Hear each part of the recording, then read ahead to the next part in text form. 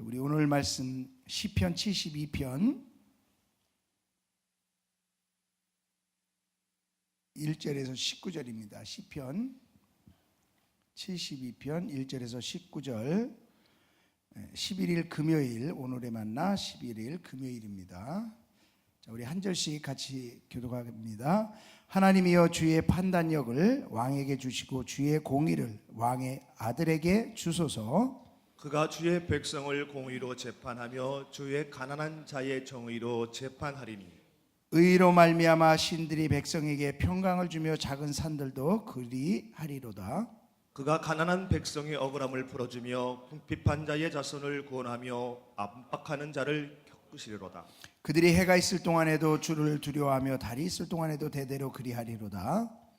그는 맨 풀에 의해 내리는 비같이 땅을 적시는 소낙비같이 내리리니, 그의 날에 의인이 흥왕하여 평강의 풍성함이 달이 닿을 때까지 이르리로다. 그가 바다에서부터 바다에까지와 강에서부터 땅끝까지 다스리시리니, 광야에 사는 자는 그 앞에 굽히며 그의 원수들은 티끌을 핥을 것이며, 다시스와 섬의 왕들이 조공을 바치며 스바와 시바 왕들이 예물을 드리리로다. 모든 왕이 그의 앞에 부복하며 모든 민족이 다 그를 섬기리로다. 그는 궁핍한 자가 부르짖을 때에 건지며 도움이 없는 가난한 자도 건지며, 그는 가난한 자와 궁핍한 자를 불쌍히 여기며 궁핍한 자의 생명을 구원하며, 그들의 생명을 압박과 강포에서 구원하리니, 그들의 피가 그의 눈앞에서 존귀히 여김을 받으리로다. 그들이 생존하여 스바의 금을 그에게 드리며 사람들이 그를 위하여 항상 기도하고 종일 찬송하리로다. 산 꼭대기의 땅에서도 곡식이 풍성하고 그것의 열매가 레바논같이 흔들리며 성에 있는 자가 땅의 풀같이 왕성하리로다. 그의 이름이 영구하며 그의 이름이 해와 같이 장구하리로다. 사람들이 그로 말미암아 복을 받으리니 모든 민족이 다 그를 복되다 하리로다. 홀로 기이인 일들을 행하시는 여호와 하나님 곧 이스라엘의 하나님을 찬송하며 합독합니다. 그 영화로운 이름을 영원히 찬송하리로다. 온 땅에 그 영광이 충만할지어다. 아멘. 아멘. 전 18절 말씀에 홀로 기이한 일을 행하시는 여호와 하나님이라는 말씀이 눈에 들어왔습니다. 하나님이 기이한 일을 행하시는데 누구와 같이 하는 것이 아니라 홀로 행하신다는 거예요. 누구하고 의논하지도 않고 누가 알지도 못하게 그렇게 홀로 행하신다는 것입니다. 저는 이 말씀을 보면서 참 하나님은 사람을 답답하게 하시는구나 라는 생각을 했어요. 왜냐하면 내가 이렇게 할 거야, 내가 이렇게 할 거야 라고 말씀해 주시면 따라가는 사람도 좋고 또 기분 좋게, 또 따라가는 사람이 또 힘있게 그렇게 뭔가를 알고 가니까 너무 좋은데, 기이한 일을 하시는데 누구하고 의논하지도 않고 알지도 못하게 홀로 행하신다는 거예요. 그래서 이것을 보면서 이 생각을 해봤습니다. 이스라엘 백성들이 40년 광야 생활할 때 얼마나 답답했을까. 그렇잖아요. 하나님이 오늘은 내가 여기서부터 여기까지 갈 거고 거기서 한 몇 개월 살다가 또 어디로 갈 거고 말씀하시는 게 아니라 가만히 있다 구름 기둥이 옮겨가면 야, 짐 싸! 그리고 또 가고, 그래서 기둥이 멈추면 거기서 또 있다가 살다가 또 구름 기둥이 옮겨가면 야, 짐 싸그로 가니까 어디로 가는지 모르는데 그게 몇 개월 있는 게 아니라 40년이 그렇게 진다고 생각을 해보세요. 그 사람들 속이 얼마나 터졌겠습니까? 저는 그 생각이 들더라고요. 야, 40년 짧지도 않은 인생 속에서 40년 동안 그렇게 사는 거 참 쉽지 않을 때 얼마나 답답할까. 이 이스라엘 백성들이 무슨 계획을 세울 수가 있겠어요? 미래를 꿈꿀 수가 있겠어요? 그냥 언제 가나안 땅에 가나, 그날이 내일일까 그날이 내일까, 그렇게 사는 속에서 얼마나 답답했을까. 제자들도 생각해 봤어요.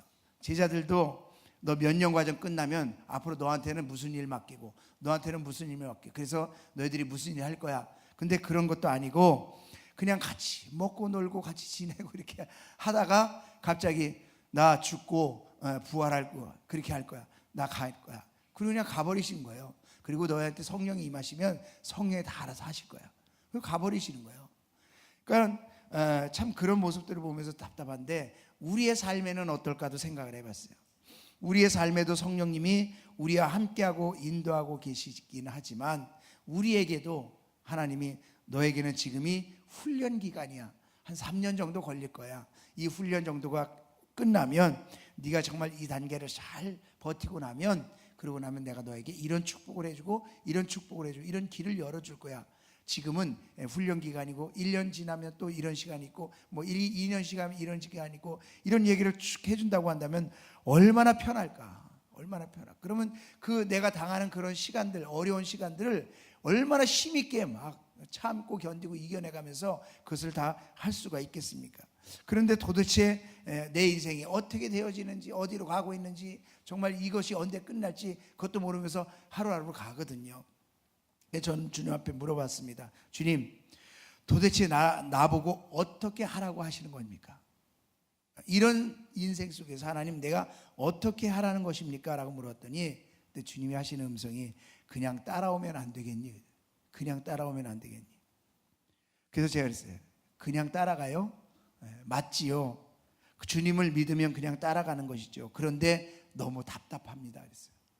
그때 주의 음성은 이거였습니다. 그것은 너가 나를 전적으로 의지하지 못하는 것이다. 전적으로 의지하지 못하는. 그때 제 마음속에 깨달아진 것이 이것이었습니다. 이스라엘 백성들에게 가나안이라는 분명한 축복의 땅으로 인도하심을 알려주고 또 여러 상황 속에서도 주를 의지하고 그런 믿음의 훈련이 되어진 이후에 그 믿음이 만들어졌을 때에 그 믿음으로 요단강도 가르고 그 믿음으로 여리고도 무너뜨리고 그 믿음으로 가나안의 정복도 이룰 수 있었기 때문에 그 믿음이 만들어지는 것이 중요하다는 것이죠. 미래에 대한 확신이 있는 사람은요, 세상을 긍정적으로 봅니다. 그리고 적극적인 삶을 살아갑니다. 근데 미래에 대한 어떤 확신이 없는 사람은요, 환경만 탓하고요, 소극적인 삶을 살아갈 수밖에 없거든요. 성도들 가운데도 두 종류의 사람이 있는 것 같습니다. 어떤 사람은 미래에 대한 확신이 없이 살아가는 사람이 있고, 그래서 미래에 대한 확신이 없는 사람은 우리가 어제 들은 말씀처럼 물질에 정함이 없는 것을 쫓아다니죠. 또 환경에 좌우하는 그런 신앙생활을 하게 되어집니다. 그러니까 힘들면 원망이 나오고 불평이 나올 수밖에 없겠죠. 한결같은 모습이 아니라 좋을 때는 너무나 열심히 하는데 힘들 때는 세상으로 나가려고 하는 세상적인 방법에 빠져서 인생을 만들어가는 경우를 봅니다. 그 사람이 사울왕이었어요. 하나님 앞에 멋지게 세워진 왕이었음에도 불구하고 하나님 앞에 인도하심 앞에 순종하지 못하고 자신의 방법으로 또 세상적인 방법으로 모든 일을 해결해 나갑니다. 결국은 실패한 인생을 경험하게 되어집니다. 미래에 대한 분명한 확신이 없으니까 환경에 따라 이때는 이렇게 하고 저때는 저렇게 하고 하나님과 상관없는 자기의 방법으로 모든 것을 행해 나가게 되더라는 것이죠. 하지만 다윗과 요셉은 어떻습니까? 그 두 사람은 어떤 상황 가운데서도 환경 가운데서도 흔들리지 않는 믿음으로 일관했습니다. 요셉은 애굽으로 팔려가도 최고의 삶을, 최선의 삶을 다했고 그 속에서 미래를 기대하고 또 미래를 꿈꾸면서 살았습니다. 다윗은 죽음의 어려움을 계속해서 넘겨가면서도 자신의 힘으로 무엇을 하려고 하지 아니하고 하나님께 물어보고 하나님을 의식하고 하나님을 존중하면서 그렇게 살아갈 수 있었어요. 이 두 사람은 어떻게 이런 인생을 살아갈 수 있었을까? 그들은 인생 가운데 홀로 기이한 일을 행하시고 있다는 분명한 그 하나님 앞에 확신이 있기 때문에 그런 행동을 할 수 있었다는 것이죠. 그러니까 미래에 대한 분명한 확신이 있는 사람은 어떤 상황 가운데 흔들리지 않고 고난 가운데서도 정말 염려하지 않고 능히 이겨낼 수 있는 것이에요. 2절 말씀을 보니까 이런 말씀이 있습니다. 하나님은 공의로 재판하신다. 이 말은 내가 하나님 앞에 반듯하게 살아가면 하나님은 반드시 내게 축복하시고 반드시 내게 은혜를 베푸실 수밖에 없다라는 것이죠.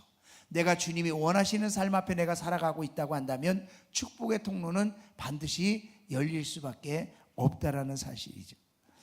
3절과 4절을 보니까 이런 말씀들이 있습니다. 평강을 주며 억울함을 풀어주며 궁핍함에서 해방시켜주며 나의 원수들을 무너뜨리신다. 여러분, 그러면 되는 거 아닙니까? 우리의 삶에서 내가 정말 지금 당장 불안하고 힘든 것 같아도 억울함 속에서 분노함이 가득 차 올라도 내 삶에 정말 가난함으로 고통을 당하고 있어도 하나님께서 그 모든 걸 해결해 주시면 되는 거 아닙니까? 왜요? 그 하나님은 공의로운 하나님이기 때문에. 공의로운 하나님이기 때문에. 하나님은 하나님의 백성이 그렇게 어려움을 당하고 계신 것을 그냥 보고 계시지 않는다라는 사실입니다. 왜요? 그분은 공의로운 하나님이기 때문에. 내가 억울함을 당하고 내가 가난해서 힘든 어려운 고통을 당하고 원수들이 나를 무너뜨리려고 할 때에 하나님은 나를 그냥 두시지 않는다는 거예요. 그래서 제 마음에 새로운 결단이 이거였습니다. 하나님이 내 인생 가운데 홀로 기이한 일을 행하고 계신다면 끝까지 한번 믿어보자. 그리고 기다려보자. 그리고 기대해보자. 내가 하나님 앞에 반듯하게 살아가면 분명히 하나님의 축복이 나타날 것이다. 왜냐하면 하나님은 나의 인생을 이끌고 계시기 때문에, 그리고 나보다 더 나를 사랑하시는 분이 하나님이시기 때문에, 그리고 그 하나님은 내가 이 세상의 그 어떤 사람보다 잘 되기를 원하고 계시기 때문에, 그래서 지금의 당장 현실 때문에 흔들리지 않고 끝까지 주님을 신뢰하는 그런 믿음을 가져보자. 이것이 저의 큐티였습니다. 홀로 기이한 일을 행하시는 여호와, 그 하나님이 우리의 하나님이십니다. 때로는 그 홀로라는 그 모습 속에서 우리가 힘들고 답답하고 어려울 수 있지만 그분은 공의로운 하나님이여 반드시 우리를 축복하시기를 원하시는 그 하나님이라는 사실을 꼭 기억하시고, 어떤 상황 속에서도 흔들리지 않고 하나님을 꼭 붙잡고 승리하는 저와 여러분이 다 될 수 있기를 주님의 이름으로 축원합니다.